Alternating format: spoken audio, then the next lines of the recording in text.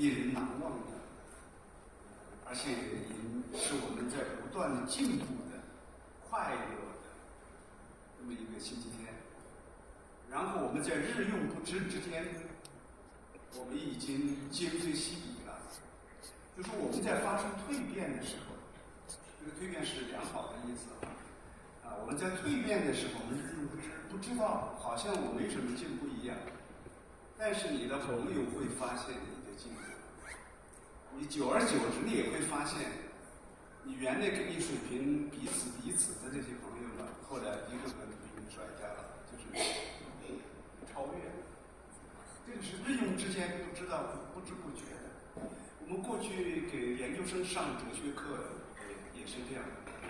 第一次刚来上课的研究生们，大多其实不是哲学系毕业的，但是我们半年上下来之后，大家都成了哲学家。为什么呢？思维方式变了。我相信我们在这里，我们的思维方式，无论大家以前是有什么底子，抱着什么动机来的，在这里一切良好的蜕变，就都将发生在这里。所以我们珍惜我们人文讲坛的每一分钟。所以作为这个听众朋友和同学们的这么的热忱，那么作为我们的上课的老师呢，竭尽全能为大家服务，度过每一个周末时间。好，下面我们就闲话少说了，我们的日程很紧张。说每一次课我们都会很紧张，总有讲不完的内容，有道不完的话。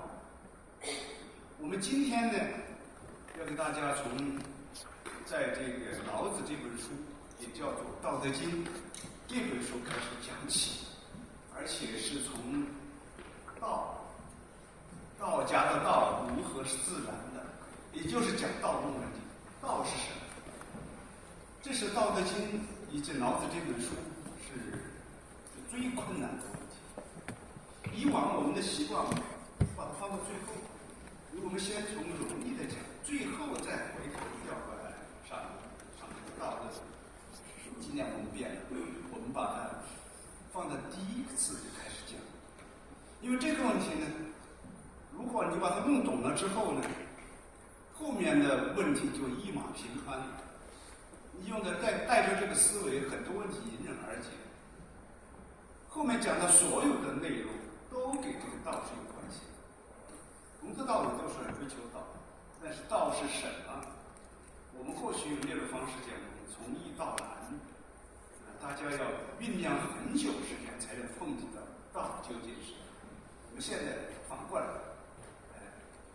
一开始就讲道理，所以大家要一起，我们要聚精会神的去分享这个道理，希望大家都能够领悟。如果讲不清楚是我的责任，听不清楚是你们的责任。我们扯平了。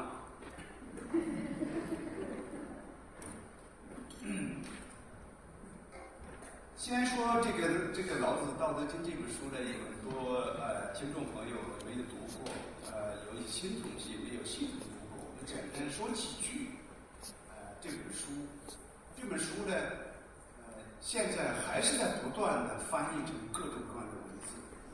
最早我们知道《道德经》被翻译成外文的时候，大约是在唐朝的就已经翻译了。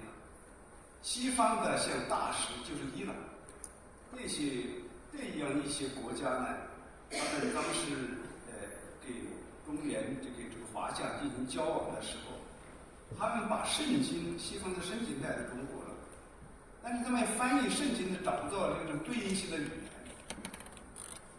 就是要一个语言给它对应。于是就想找来找去找到《道德经》这本书，因为这里边说关于中国超越的东西这个东西呢，最可能对应的就是《道德经》。于是呢，在翻译圣经的过程当中，也把《道德经》翻译成了那个阿拉伯文。所以那一批年呢，信拜火教的人呢是最开始翻译这个。那么到现在过了这么多个世纪过去了，那唐朝是在公元6世纪、7世纪时期，现在看呢，这么长时间过去了，《道德经》的翻译中断过没有？一刻也没中断。上个星期我们刚刚在珠海开了这个翻译家们，中国各大学，包括都是外语专业的，都是在翻《道德经》。那一天我们开了2天的会，出现的包括如果把中文也算上，有9种语言，有讲英语的不用说了，法语、德语、西班牙语，这个芬兰语，各种各样的语言翻译《道德经》。那么我们现在所知道的《道德经》这个书呢，现在目前它有2900多种到3000种翻译的文字，而且这个翻译还在不断的继续。我问过一个做翻译的，我问他，我说哪个人翻译的最好？有朋友说他是美国人，他说我翻译的最好。为什么呢？就说《道德经》不那么简单，不像我们现在大白话，你一下就翻译过去了，那个玄之又玄呐。每一个人的翻译都是在不断的迫近、靠近这个道，道德经这个道。但每一个人都无法崇敬对《道德经》的理解，因为《道德经》本身不那么简单，不简单。首先在语言上，《道德经》这个语言呢，它的语言很简练，而且它们一个字呢，它有多种意思，尤其是那种隐喻。比如说我们经常说国之利器不可以示人。好了，我们现在搞这个核动力这个潜艇，我们说那个电视片名叫国之利器。你看，他一看国之利器，原来就是核潜艇。那么这种翻译肯定是有问题的。什么是国之利器呢？重要的武器，秘密藏着的这个重器。老子那里还不是这个意思。老子那意思呢，就是权术。如果把权术拿来晒的话，我们这个社会怎么样呢？人人都会权术。那这个世界就变成对中国不可理解。这个华人这么厉害，太聪明了，那耍的都是小聪明。老子说这些东西不能拿出来晒，尽管有用，都把人教坏了。那这样的问题呢，很多，就是每一个概念都是值得我们反复去推销的。而且我们现在解读老子这个过程当中，还是仍然碰到这个问题。我们发现有一些意思从古到今都没搞错了。对于翻译的《道德经》的人来说，面临重大的困难。首先是语言，要把中文翻译成地道的西方语言。这还是第一关。第二关呢，要把古典的经典的东西翻译成现代文。其实良好的翻译是这样，他要先把经典翻译成现代文，然后再翻译成英文、法文、德文。我问一个翻译家，我问他哪个最难？是把古典的翻译成现代文难，还是把现代文翻译成良好的西方世界语言好？他会说两个都难。第一个难就是说，把古典的东西翻译成现代文，其实我们现在做的事情，我们先要把良好的翻译，它一定要把它理解成一个现代语的结语，然后再把它翻译，这个就容易多了，所以不那么简单啊。那么老子这本书呢，世界上是翻译最多的，那么也是从古到今没有人去推过，它不像孔子学院呢，它还有个我们要推儒家伦理，有这个还有这个取向。道德经这个完全是没人推，各取所需。好像你跟那年呢72年访问中国的时候啊，你跟在北大演讲，男人就说自大国若烹小鲜，女孩也会。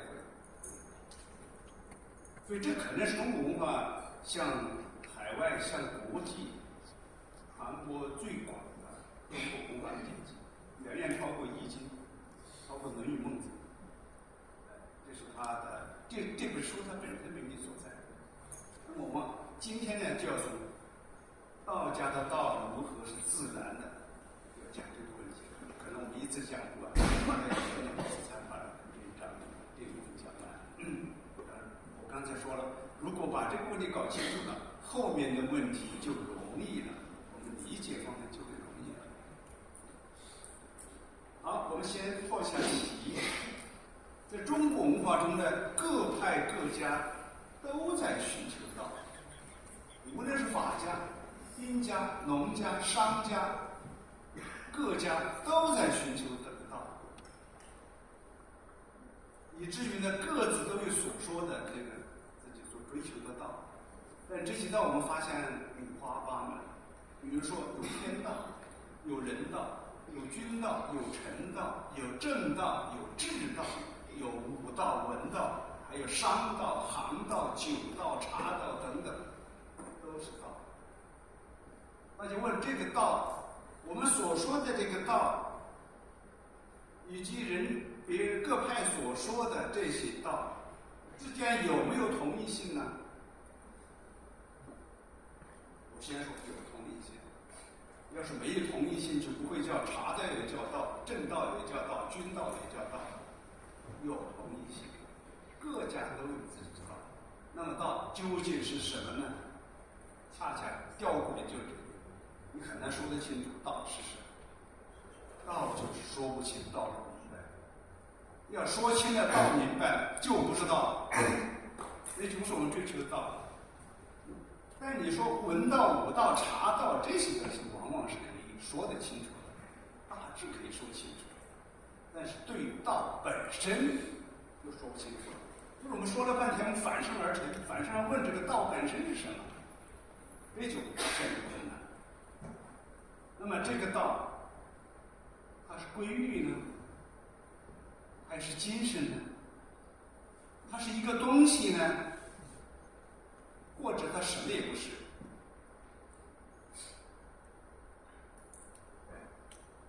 在天下范围说，有没有一个作为万事万物的总根源的道？我往下问啊，一步步往下问。如果有的话，那么它与各行各业的那个道是什么样的关系？我们现在生活都在求道，都有自己的一套。那么你那个道给那个天下，如果有一个总根源的道的话，他们之间什么关系？我们再往下问，为什么人们总要把悟道、得道作为人生的终极目标？远的不说了，孔子说了，我一生在求道，但是你50而过了，50过了还没求得道，一生在做求道。因为各行各业其实都有它的道。我们把上面这些问题，以及我们下来进行的讲座当中，我们将以众妙之门，道有没有形象，无相之相，道如何生物，道法自然，反者道之动，这样一些题目，我们在2次当中时间当中与大家分析。其实我们后边也都谈的是道，但是这两次是我们专门只谈道本身。不谈文道、武道、商道这些的治道、君道，我们只谈道本身。也就是说，我们预设了一个前提，是天下是有一个作为天地万物总根源的道，一定是存在的。如果不存在，这个世界就是一盘散沙了，这个世界就没有统一性了。这个世界就分裂了。我们之所以还生活在这个世界还是这么有秩序，就是有一个道在期间。这才是我作为我们人生总要去追求的东西。当然，我们会联系一个是历史经验，以及我们当下人的一些体会。以至于我们谈道的时候，大家会觉得这个道不仅仅是古往的道，而是现实存在的道。我们用身体、用经验、用心理去整个去体验到它的存在。那我们就共同来探讨这个中国文化道。大家想一想，这个“道”这个字是怎么写的？一个手字旁是吧？下边一个走字。这个手是什么？人的脑袋。脑袋就是有脑袋就有人了。下面是路啊，你要走的路。这个文字就表达了为什么老子要用这个“道”来说。这个“道”本来就是道路的意思，就是人走的道路。但是老子拿这个“道”来说天下万物的总根源，就把它叫做道。这个思维非常的高超，以至于后来你看，无论是佛教、基督教、伊斯兰教，大家用的时候都讲布道、道场，这句话都是用的老子这个说法，因为都面临共同的问题：如何去求这个道？我们在进行文化比较中，大家会发现，中西文化人类有一些共同的东西。我们会发现，那我们既然说了这么多种道，我们说这些道，商道、武道、茶道这些，还有包括像庄子这个养生统里边讲的庖丁解牛。庖丁解牛，别人说庖丁解牛技术高，你会织解牛，像跳舞那样像舞蹈那样，像音乐，包括这织解牛的声音发出的像音乐，美妙的音乐。啊，这个宋元就夸他，宋元君就说：“哎呀，你这个手段，你这个技艺太高了。”说技艺，这个织解牛的人，这个厨师就不高兴了。君王，我给你的演示的这可不是个技艺，你不要仅仅把它看成一个技术活。我跟你演示的是要求的是道。技不技就远远超过你所说的这个技艺的，就要追求道的。那我们想有各种各样的道，这些道，我们刚才说的各种各样的道与这个总根源的道之间有某种同异性。如果没有同异性的话，我们就找不到统一性了。这世界为什么都要求道呢？它又各自求的又不同。我们大致有一个天下万物总根源的道，还有呢各分门别类的那种道，追求的道。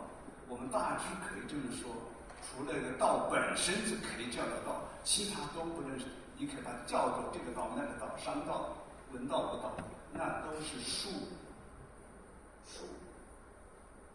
我把这里做一个严格的分别，就是便于大家理解。我们要追求道的时候，讲道的时候，与术是不一样的。我们知道各种各样的人都会有，在求道过程中都会有自己有一种感觉，一种感觉我求的是道，其实那是术。你说你会掐掐算算的，你会凭直觉，你会看到某些东西，或者是你在行业里面很精到，你懂得这个道理，那总体来说都是术。一个良好的术，可以分享的道的某些细枝末节，可以分享的道的某些碎片，但是不是道本身。我们这点道德基要讲，从来都是那个道本身怎么回事。讲完这个以后，再往下说，天之道和人之道什么关系？知道，道德经》这本书呢有30几章40多章，讲的是治国的问题，就讲政治哲学，我们讲的很多。我们也会花时间跟大家分享，一步步来。所以这里像到道和术里面分别，以至于我们同学在学的过程当中，你在求记术的时候不要忘了道，也更不要把你那个术看作是道。我们在台湾的时候，有好多年轻人交流的时候，他们各有一套方术，各有一套。但是呢，他们的掌门人就说，要求道本身，道德本身才是最重要的，那才是个道德关系，其他都是术。好了，我们具体分别来说，道是普遍的，普遍之本。本呢就是个中本，天下万物这个最后的背后的一个东西，中本。术呢是具体之方，所以叫方剂。方剂一般都指的是术了。我一个是普遍之本，一个是具体的方剂。大道与小术大道才是道本身，小术就是旁门左道但是良好的这个技艺呢，它不走邪，跟道有关系；走邪的跟道没有关系。所以小道这些术是不能等同于道的。简单来说，一个是目的，一个是工具。道本身是目的，其他东西的具体的方术都是工具。如果我们求道的话，我们是直奔目的去的。如果我们是求术的话，我们是想得到某种工具。做人一样，人呢，我们可以会各种各样的，我们可以做别人的桥梁，我们也可以担当工具，但是人本身做人是不能做工具的。我们学《道德经》，大家朋友们一定要记住，我们在学《道德经》的时候，要学出一个活脱脱的、拥有自主判断力的这么一个人，才是目的。因为人是不能做工具的，我们可以为别人服务，为社会服务，为人类服务，我们可以做各种各样的事情，但是人本身不能做工具。如果哪一天你被沦为工具了，那是非常可悲的。我看了最近这个新加坡前总理李光耀说的，他说他在76年的时候去会见了周恩来，周恩来临到生命的最后时刻想见他，就从新加坡回去了。见了以后，周恩来问他，新加坡如何生存下来？我们知道新加坡这个国家开始是被马来西亚赶出去的，他不愿意离开的，痛苦流涕的。李光耀他是个复兴党，就是被这个马来西亚赶出去，就把一块地割给你们，你们一些华人待在这个岛上去，这就过来新加坡。那新加坡在这个时候怎么自存，怎么存在下来？面临各种各样的选择，各个大国也在向他招手，各个大国包括中国。但是新加坡选择的一条路是不靠任何大国，既要靠着任何大国，也不依靠任何大国。他要做什么？做到被需要。那被需要你都需要，但是呢，我不做你的工具，我不做你的棋子。我后来想，新加坡另外这个非常高明，不做棋子，一旦做了棋子，你就悲催了。就像人，你要但做了奴隶了，那你就悲催了。你虽然可以找到一个老板，你可以好像是依靠他，但是从那一刻起，你就会不断的失去自己的东西。所以你想到这一个国家，一个小国如何在世界一个大国当中自由游走各个都需要他靠自己，常要求自己，提高自己的这个效率、技能，他的服务新加坡要做的世界最好，包括金融这些要做的世界最好。通过这些，各个大国都需要他没有靠着任何大国，不做任何工具，然后它就像战国时期、春秋时期的春秋战国时期郑国。春秋战国的时候，就郑国也是个小国，但是各国大国都需要。这就是生存之道。道德经讲我们说，人呢，无论如何，一定不能做功利，要活出自我来。那你既然追求道，如果你陷在术里边去，你不自觉，你可能成为工具。你要追求道本身，你不会成为工具的。那么正确的术有它的合理性，就是跟道有关系。我们追求术的，包括一个茶道、香道，任何道，你要导出名堂来了，导出规律里边的话，所有的规律跟道都有关系，那就有含着道的气息，但是不等于道本身。那我们用几句话去概括它，道是什么？这就道是整体的，整体的。在庄子书里面经常讲求道，他说求道啊，你要求道呢，你要么没得到它，要么你是整体得到了，所以高彻见度，一下子醒悟过来得到道了。要么你就只抓到这些碎片，道本身是一个整体的，它又是普遍的。所谓普遍是任何地方都有道。人之所在，物之所在，皆有道。这个普遍性没有例外，说道不在。第三是根本性，这根本性的是所有的事实物，它是最后的总根源，它是所有事情的源头。所以我们看到这个《道德经》经常说是很古老的啊，比天地还早。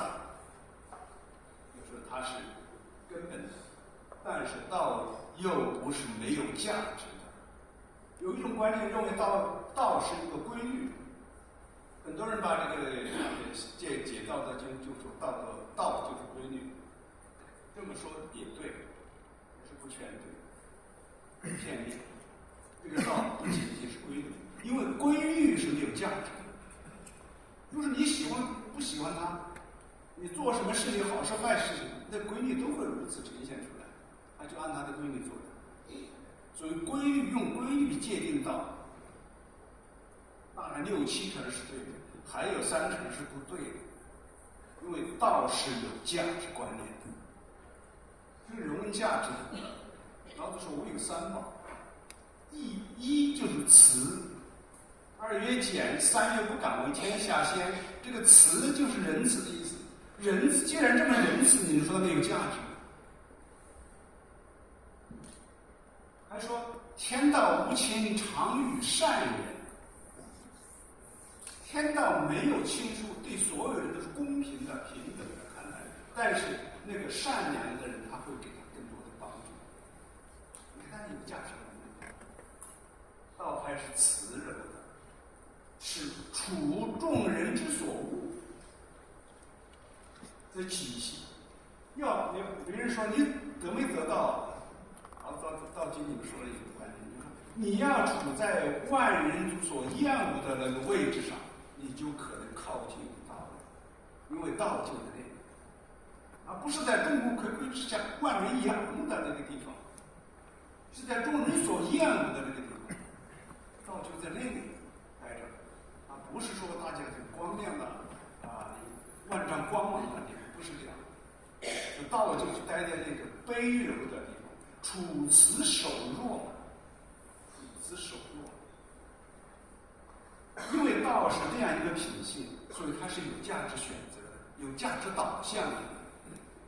同时呢，还有我们做人的，如果我们学道，我们学会了慈柔，学会了这个卑柔，那是你的善意，你学到道。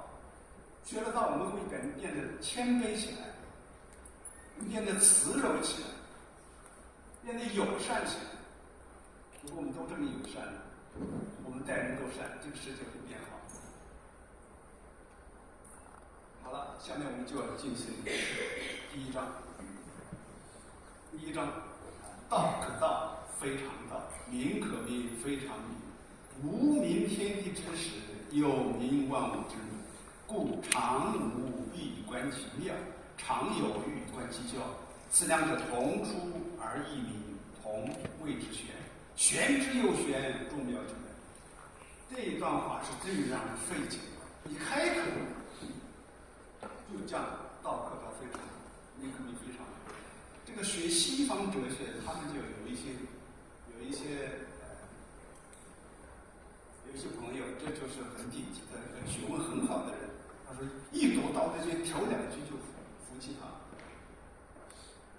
能够说得到，就不是我跟你，就不是道。能够给它命名的，那不是叫常名，不是那个根本性的名。常名就是什么事情都可以变，但是这个东西是不变的。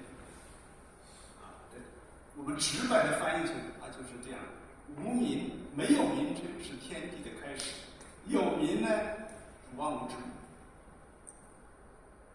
下面这两句话是在断句方面存在颇多的分歧的。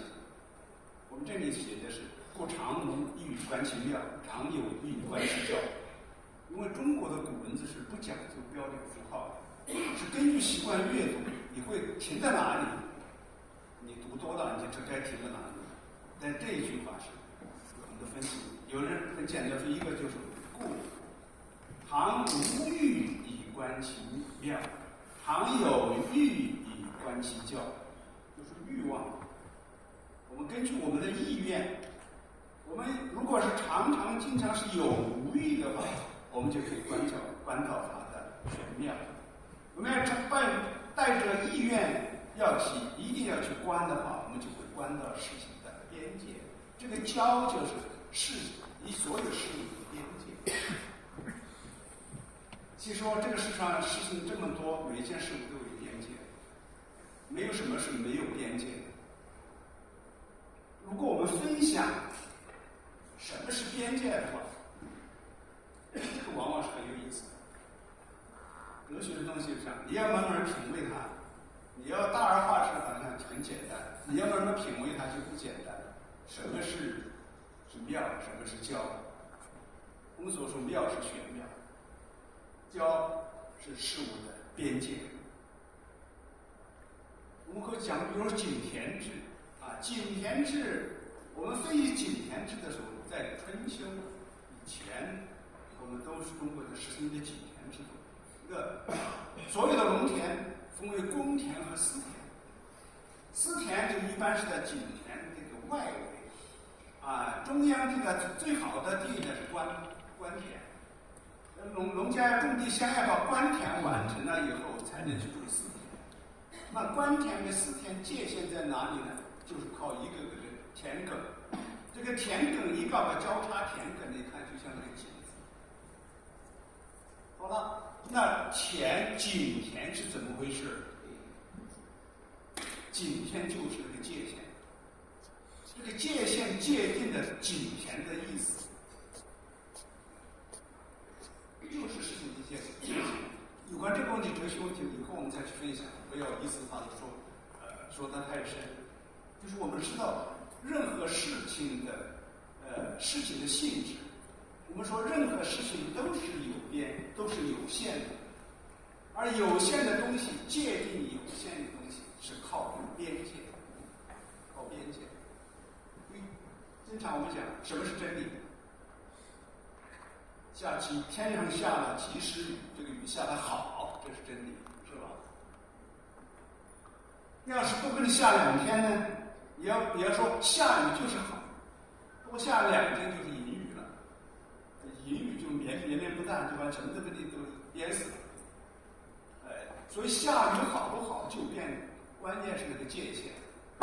真理，我们所说经常说的真理指与谬误之间就是一道界限，一道沟，跨过去就是错误。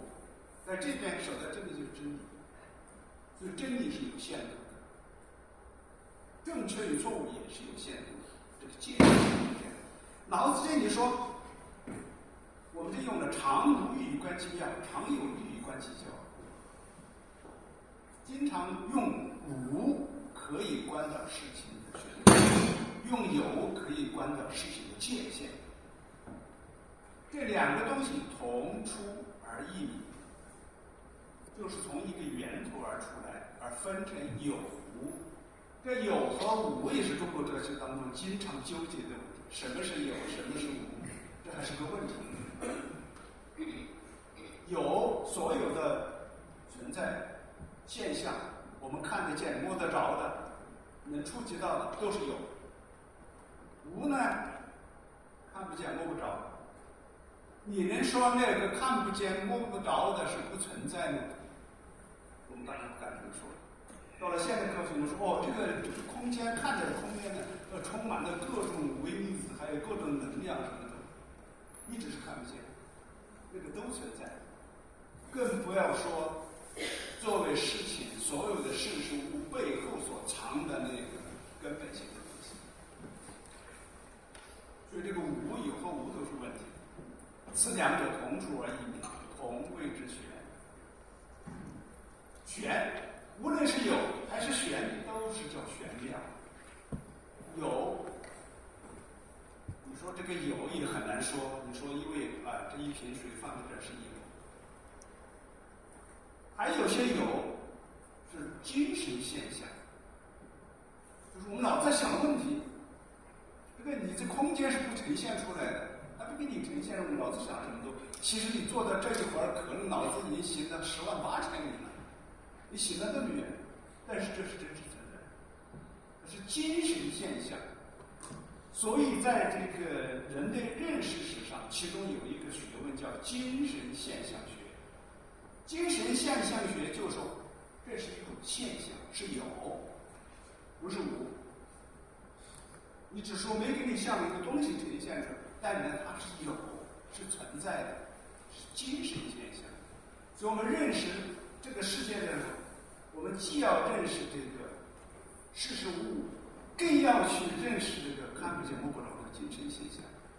比如说我坐在这里，你们坐在我对面，我在想你们脑子在想什么？你们在琢磨我脑子想什么？我脑子肯定想的很多，你们脑子也想的很多，那都是有。所以有和无不那么简单的。所以是老子说同谓之玄，玄之又玄，众妙之门。这个众妙之门呢，它讲的是一个境，一个境况，在一个所有玄妙的事情都在这个门内发生，叫做众妙之门。造化天地万物也是在众妙之门里行造物之功，造出来的。这也众妙之门。后来到了这个魏晋时候其中解《道德经》的这个，既然叫重，叫玄之又玄，那不是两重玄吗？所以把它叫做重玄，一层玄，再一层玄，重玄，玄之又玄。说这个玄妙之门好像是通透的，但是看不到的。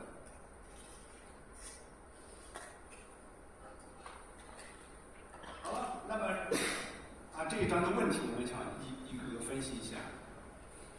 有和无，名和实，这是这章开始提出的。道可道，非可道；名可名，非常名。任何事物都是有一个实在性的东西，还有名称。名称就是它的名字。杯子之所以叫杯子，可以装水；瓶子之所以叫瓶子，它有个封口，里边可以装水。桌子之所以叫桌子，它桌面可以放东西。一个形体，一个物体和它的给予它的名这个关系也是一个问题。所以所有的事物皆有名有实，那名实之间的关系怎么去说它呢？战国时期形成一个名家，从头到尾谈到了名和实的问题。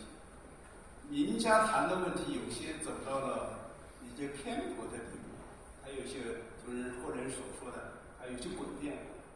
那诡辩就是白马也不是马，骑着白马的人，我骑的不是，我是白马，你要这个骑马的人跟白马是两回事儿，就像兼白石一样，白所以命色也，兼所以命形也，密行者非密色也，密色者非密行也。